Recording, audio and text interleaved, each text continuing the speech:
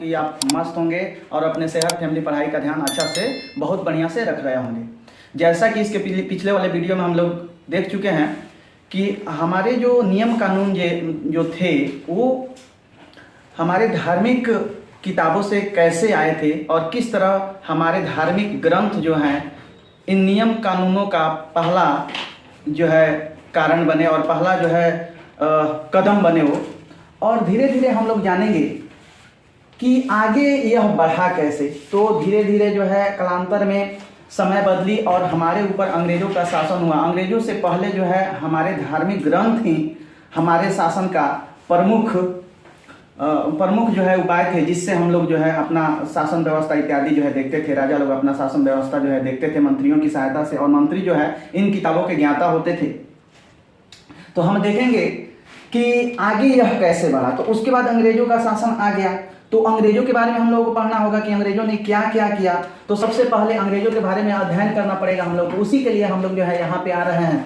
यहाँ पे लिखा है कि ब्रिटिश ईस्ट इंडिया कंपनी के रूप में एक व्यापारी के रूप में 16वीं शताब्दी में भारत आए। 16वीं शताब्दी में भारत आए। ब्रिटिशर्स जो है 16वीं शताब्दी में भारत आए व्यापारी के रूप में। व्यापारी के रूप में जो है वे हमारे यहाँ आए और उन्होंने अपना जो है व्यापार जो है शुरू किया धीरे धीरे। और एक घटना घटी 1765 ईस्वी में। उनको जो है दीवानी अधिकार, रेवेन्यू और जस्टिस का जो है न्याय, उनको अधिकार जो है उनको मिल गया बंगाल, बिहार और उड़ीसा का। तो यहाँ से धीरे धीरे जो है अपना भारत में वो लोग अपना जड़ जमाते जाएंगे और भारत के लोगों पर शासन कैसे किया जाए वे अलग अलग प्रकार से नियम और कानून बनाते जाएंगे। इन सारे नियम कानून का जो है हमारा किताब संविधान, उसको समझने के लिए ये सारी चीज़ें जो है बहुत जरूरी है। यहाँ पे देखेंगे इन्होंने एक क्षत्रिय शक्ति के रूप में, सबसे पहले जब अंग्रेज आए भारत में, सबसे पहले अंग्रेज जो है भारत में आए तो वे एक जो है छोटे से व्यापारी के रूप में छोटे से एरिया में थे, ठीक है। और वहां से उन्होंने अपना जो है करियर शुरू किया। और 1858 सिपाही विद्रोह, ब्रिटिश ताज ने भारत के शासन की प्रत्यक्ष, यहाँ पे क्या हुआ कि ब्रिटिश ताज ने भारत के ऊपर जो है अपना प्रत्यक्ष शासन जो है स्थापित कर दिया 1858 के बाद। लेकिन 1858 से भी पहले बहुत सारे नियम कानून आए जिसको हम लोग आगे वाले वीडियो में एक एक करके जो है देखेंगे। उसके बाद हम अगर चलते हैं तो मान लीजिए कि यहाँ पे जो है हम लोग धीरे धीरे जो है ये सारी चीजें देखेंगे। लेकिन यह हिस्टोरिकल जो है बैकग्राउंड देख रहे हैं, ऐतिहासिक पृष्ठभूमि देख रहे हैं। तो यहाँ पे सबसे पहले दीवानी का अधिकार मिल गया। 1858 के बाद जो है ब्रिटिश सरकार का जो है डायरेक्ट शासन हो गया इंडिया पे। और 15 अगस्त 1947 को भारत को स्वतंत्रता मिलने तक ये सारी चीजें जो है जारी रही। स्वतंत्रता के साथ एक संविधान की आवश्यकता है। अब जब भारत स्वतंत्र होगा तो बहुत सारी चीजें जो है भारतीयों को बोली गई थी कि उनको देश चाहिए और अपना एक संविधान नहीं बना सकते। तो बहुत सारी चीजें हुई जिसके कारण जो है संविधान सभा का गठन हुआ। स्वतंत्रता के साथ एक संविधान सभा की आवश्यकता आई। 1934 में एम एन राय भारत में कम्युनिस्ट आंदोलन के अग्रणी थे। उन्होंने सुझाया कि भारत में एक संविधान होना चाहिए। और उनके सुझाव के फलस्वरूप जो है 1946 में संविधान सभा का गठन किया गया 1946 ईस्वी में। और 26 जनवरी 1950 को संविधान जो है अस्तित्व में। बहुत लोग कहते हैं कि 26 जनवरी 1949 को भी जो है 26 नवंबर 1949 को भारतीय संविधान अस्तित्व में आ गया था। तो संविधान के बहुत कम ही पार्ट उस समय जो है लागू हुए थे। संविधान और राजनीति की विभिन्न विशेषताओं की जड़ें अभी भी ब्रिटिश शासन में है। जो यहाँ हमारा संविधान जो निकल करके, हमारा कॉन्स्टिट्यूशन जो निकल करके आ गया, इसकी बहुत सारी जड़ें जो हैं अभी भी ब्रिटिश शासन में जो है वो है, अभी तक जो है वो जो है दिखाई दे रही हैं। तो धीरे धीरे इन सभी चीज़ों को हम देखने का आगे प्रयास करेंगे। तो चलते हैं सबसे पहले हम लोग देखेंगे रेगुलेटिंग एक्ट। कहा जाता है कि पड़ोसी अगर लगातार मालामाल होते जा रहा है, लगातार जो है उसके धन में वृद्धि हो रही है, तो किसी को भी जो है किसी भी पड़ोसी को यह बात अच्छा नहीं लगता है। यही बात जो है मुख्य कारण था 1773 के रेगुलेटिंग एक्ट का। जब भारत से कंपनी के अधिकारी ब्रिटेन में जा रहे थे तो यहाँ से रुपया, पैसा, सोना, चांदी वगैरह ये सब लेकर के ब्रिटेन में जा रहे थे। वहाँ के लोगों ने देखा कि यह लगातार अमीर और अमीर होते जा रहे हैं। तो वहाँ के लोगों का जो संसद था वह सोचा कि जो है इन लोगों पे नकेल कसी जाए, नहीं तो ये बहुत ज़्यादा धनवान हो जाएंगे, जो उन लोगों को अच्छा नहीं लग रहा था। तो इसके लिए कंपनी पे जो है वहाँ के संसद ने नकेल कसना शुरू किया और जिसका परिणाम था 1773 का रेगुलेटिंग एक्ट। 1773 के रेगुलेटिंग एक्ट में बहुत सारे चीज़ों को लेकर के आए ब्रिटिश संसद जो हम देखने का प्रयास यहाँ पे करेंगे। इसका जो है बहुत ही संवैधानिक रूप से बहुत ही महत्व है। भारत में ईस्ट इंडिया कंपनी के मामलों का नियंत्रण, ठीक है, मामलों का नियंत्रण करने के लिए ब्रिटिश सरकार द्वारा उठाया गया यह पहला कदम था। इसको नियंत्रण करने के लिए ब्रिटिश सरकार का यह पहला कदम था कि कंपनी के कार्यों को वह नियंत्रित करे। और मान्यता प्राप्त पहली बार कंपनी के राजनीतिक और प्रशासनिक, अब मान लीजिए धीरे धीरे जो है भारत पे कंपनी का शासन बढ़ता गया, तो कंपनी का शासन बढ़ता गया तो दो चीजें इसके मुंह से निकल के आई कि अब शासन का जो है दो पार्ट हुआ, राजनीतिक और प्रशासनिक। इन मामलों को कैसे संभाला जाए, तो इस पर जो है लगातार नजर बनाए हुई थी ब्रिटिश संसद, जो है लगातार नजर जो है कंपनी पे बनाई हुई थी और उसने भारत में केंद्रीय शासन की नींव भी रखी पहली बार। और हम देखते हैं कि यह 1773 का जो रेगुलेटिंग एक्ट है इसका कौन कौन सी जो है विशेषताएं हैं, तो यहाँ पे जो है महान बदलाव हुए। और अगर हम जड़ की बात करें तो यह भारतीय संविधान के निर्माण का जो जड़ है उसका पहला कड़ी है। क्या है, तो बंगाल के गवर्नर जनरल अब यहाँ से निकल करके आएगा कि जैसे अगर शासन करना है तो एक केंद्रीय शासन कैसे निकल करके आएगी, कैसे केंद्रीय शासन जो है पूरे देश पे किया जाएगा, केंद्र में स्थापित होकर के पूरे देश पे शासन कैसे किया जाएगा, यहाँ से ही उसका मेन थीम निकल करके आया।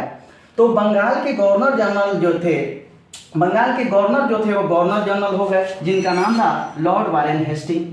देखिए यह केंद्रीकृत होते जा रहा है शासन, क्योंकि यहाँ पे एक आदमी अब दो प्रेसिडेंसी को संभालेगा, धीरे धीरे जो है उसका प्रभाव पड़ते जाएगा। देखिए एक ही शक्ति अब सबको जो है कैसे कंट्रोल करेगी। तो बॉम्बे और मद्रास की प्रेसिडेंसी को कंट्रोल करने के लिए वारेन हेस्टिंग जो है चुने गए, इनको गवर्नर जनरल बोला गया। ठीक है, उनकी सहायता के लिए 4 सदस्यों की कार्यकारी परिषद जो है बनाई गई कि यह शासन कैसे करेंगे। इनकी सहायता के लिए लोगों की एक कमेटी होनी चाहिए, तो उसमें 4 सदस्य थे। और यहाँ 1774 ईस्वी में कोलकाता में सुप्रीम कोर्ट का गठन हुआ। किस कोर्ट का गठन हुआ? सुप्रीम कोर्ट का गठन हुआ 1774 ईस्वी में। और जिसमें एक मुख्य न्यायाधीश थे और भी 3 न्यायाधीश थे जो प्रशासन के कार्यों में और राजनीतिक कार्यों में सहायता करने के लिए जो है वारेन हेस्टिंग के लिए बनाए गए थे। अब देखिए एक आदमी जो है अपनी शक्ति जो है चारों तरफ फैला रहा है और उसकी सहायता करने के लिए अन्य चीजों की निर्माण हो रही है। भारत में अपने राजस्व, नागरिक और सैन्य मामलों पर रिपोर्ट करने के लिए, देखिए किस किस चीजों पे, तो राजस्व, नागरिक और सैन्य मामलों पर रिपोर्ट करने के लिए कोर्ट ऑफ डायरेक्टर्स। देखिए यह एग्जाम में पूछा जाता है कि किस किस चीजों पर नियंत्रण करने के लिए, रिपोर्ट करने के लिए जो कोर्ट ऑफ डायरेक्टर्स का निर्माण हुआ, तो नागरिक और सैन्य और राजस्व मामलों पर अपना रिपोर्ट देने के लिए कोर्ट ऑफ डायरेक्टर्स का निर्माण हुआ। इसको कंपनी का प्रशासनिक निकाय या शासी निकाय भी कहा गया। और धीरे धीरे जो है ब्रिटिश सरकार जो है, जैसा कि मैं पहले ही बताया, अब धीरे धीरे जो है कंपनी पर नकेल कसते जा रही थी, नियंत्रण जो है करते जा रही थी। और उस पे सबसे मेन मुद्दा जो था यही था, जैसा कि आप देख रहे हैं कि जो भी अधिकारी ब्रिटेन में जा रहे थे वो मालामाल होकर के जा रहे थे, अपना जेब भर भर के जो है रुपया पैसा भारत से लेके जा रहे थे। तो इसको नियंत्रित करने के लिए सरकार ने नियम बना ही दिए कि कोई जो है निजी व्यापार नहीं करेगा, कोई भारत से उपहार नहीं लेगा, कोई जो है रिश्वत नहीं लेगा। इन्हीं सब चीजों के कारण जो है भारत से व्यापारी मालामाल होकर के ब्रिटेन में जाते थे। और इस तरह जो है 1773 ईस्वी का रेगुलेटिंग एक्ट जो है आया और इतने सारे उसके परिणाम हुए। कोई भी चीज जब पहली बार होता है तो उसमें त्रुटि और कमियां जरूर रह जाती हैं और आगे चल करके अगर उसे बेहतर बनाना है तो उसमें सुधार करने की जरूरत होती है। और जो मानसिकता मैं बता चुका हूं कि सेंटर को, वहां पे जो ब्रिटेन का सेंटर था, जो ब्रिटेन के गवर्नमेंट थी, सरकार थी, वह कंपनी पर कैसे नियंत्रण करे, वह उन लोगों के दिमाग में चल रहा था। और ये धीरे धीरे जो है लगातार परिवर्तन होते जाएगा। यहाँ पे देखेंगे आप लोग कि जो है 1773 का जो रेगुलेटिंग एक्ट आया था उसमें कुछ कमियां रह गई थी, उसको सुधार करने के लिए पिट्स इंडिया एक्ट जो आया वो 1784 में आया। वहाँ के ब्रिटेन के किंग ने, पिट्स जो है उन्होंने बनाया, इसको वहाँ की संसद ने बनाया। तो इसमें कुछ कमियां, कुछ सुधार करना जो है जरूरी था। ब्रिटेन के संसद ने 1781 ईस्वी में संशोधन अधिनियम जो है पारित किया, और इसकी जो है विशेषताएं क्या थी, कौन कौन सी विशेषताएं इसकी थी जो पिट्स गवर्नमेंट ने जो है बनाया था, तो उन विशेषताओं को हम देखने का इसमें हम प्रयास करेंगे। तो पहला था कि यहाँ पे वाणिज्यिक और राजनीतिक मामलों को अलग अलग कर दिया गया। वाणिज्यिक और राजनीतिक यानी कि पॉलिटिकल और रेवेन्यू से संबंधित जो भी चीजें थी, कमर्शियल और पॉलिटिकल, इन दोनों चीजों को अलग अलग कर दिया गया, क्योंकि दोनों को एक साथ लेके चलना बहुत मुश्किल हो रहा था। तो वाणिज्यिक और कमर्शियल मामलों के प्रबंधन के लिए कोर्ट ऑफ डायरेक्टर्स जो पहले से था, इसके हाथ में केवल और केवल वाणिज्यिक, इसी के हाथ में सब कुछ था। लेकिन अब जो है वाणिज्यिक मामलों का कंट्रोल जो है केवल कोर्ट ऑफ डायरेक्टर्स को दिया गया, और राजनीतिक मामलों का प्रबंधन बोर्ड ऑफ कंट्रोल को दे दिया गया। बोर्ड ऑफ कंट्रोल जो है वह राजनीतिक मामलों पर नियंत्रण करती थी। और इस तरह जो है पिट्स इंडिया एक्ट के तहत भारत में दोहरी शासन व्यवस्था की स्थापना हुई।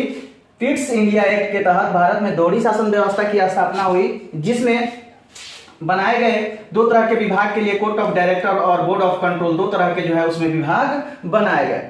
तो आगे देखते हैं हम लोग।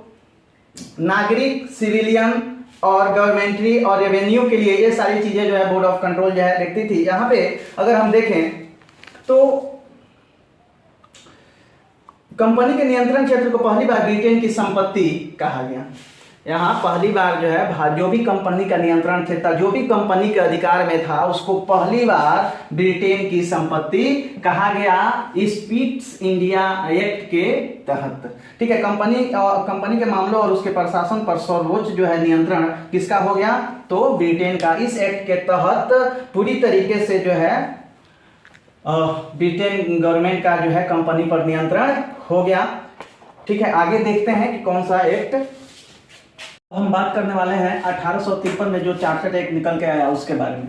तो देखिए यह 20 साल पर सबसे पहले जो है 1853 ईस्वी में निकल करके आया, 1833 ईस्वी में, उसके बाद में निकल करके आया 1853 ईस्वी में। इसमें क्या हुआ, इसमें जो है महत्वपूर्ण सुधार फिर हुआ, और धीरे धीरे जो है अब कंपनी के हाथों में से जो है अब ब्रिटिश गवर्नमेंट के हाथों में धीरे धीरे जो है जा रही है। पहली बार गवर्नर जनरल की परिषद के लिए विधायी और कार्यकारी। यहाँ पे देखिए, यहाँ पे जो बोर्ड ऑफ कंट्रोल जो था, बोर्ड ऑफ कंट्रोल जो था उसके वह केवल जो है विधायी जो है देख रही थी। उसमें भी दो भागों में बांट दिया गया, विधायी और कार्यकारी। यहाँ पे जो है एक कानून बनाएगा और एक जो है लागू करेगा। ठीक है, उसमें भी जो है दो भागों में उसको बांट दिया गया। जो यहाँ पे विधायी विंग जो थी, यह संसद के रूप में, छोटे मोटे संसद के रूप में इसने जो है कार्य करना क्या किया, शुरू किया। ब्रिटिश संसद के समान प्रक्रियाओं को वहाँ पे जो भी सारी चीजें हो रही थी और जिस तरह जो है निर्देश आ रहे थे, वह सारी चीजें जो है डायरेक्ट जो है कंपनी द्वारा लगाई जा रही थी। और यहाँ पे सिविल सेवकों की चयन की खुली प्रतियोगिता प्रणाली की भी जो है शुरुआत हो गई, और यहाँ पे वह भारतीयों को भी जो है उसमें शामिल किया जाने लगा। ठीक है, और 1854 में Macaulay committee, the committee on the Indian service, जो इसको जो है नियुक्त की गई, और भारतीय केंद्रीय विधान परिषद में स्थानीय प्रतिनिधित्व, इसमें भी कुछ लोगों को जो है प्रतिनिधित्व का जो है अधिकार दिया जाने लगा। कंपनी के शासन का विस्तार, और कंपनी के शासन का जो है धीरे धीरे जो है विस्तार होने लगा। भारतीय क्षेत्र पर कब्जा को बनाए रखना, और पिछले चार्टर के विपरीत किसी विशेष अवधि के यहाँ पे क्या हुआ कि यहाँ पे कोई विशेष अवधि नहीं, जैसे 20-20 साल के लिए आते थे, तो अब कोई जो है निर्देश नहीं था, कोई इस तरह की बात नहीं थी कि यह कहाँ तक चलेगा। यानी कि ये सारी चीजें जो है ब्रिटिश गवर्नमेंट अपने हाथों में लेना चाहती थी, और कंपनी का जो है बंटाधार करने पर लगी हुई थी कि कंपनी के हाथ में कुछ भी नहीं रहेगा, और सारा का सारा शासन जो है ब्रिटिश गवर्नमेंट जो है अपने हाथों में लेकर के चलाएगी। और इस तरह जो है 1853 का ये सारी चीजें जो है चार्टर अधिनियम जो है निकल करके आया। चार्टर अधिनियम जो है वो सारी चीजें इस तरह की जो है की गई उसमें, और इस तरह धीरे धीरे सारी चीजें कंपनी के हाथों में से ब्रिटिश गवर्नमेंट के हाथों में जाने लगा। और उसके बाद जो है क्या क्या हुआ वो सारी चीजें हम नेक्स्ट वीडियो में देखेंगे। तब तक अपने दोस्त और होस्ट को दीजिए।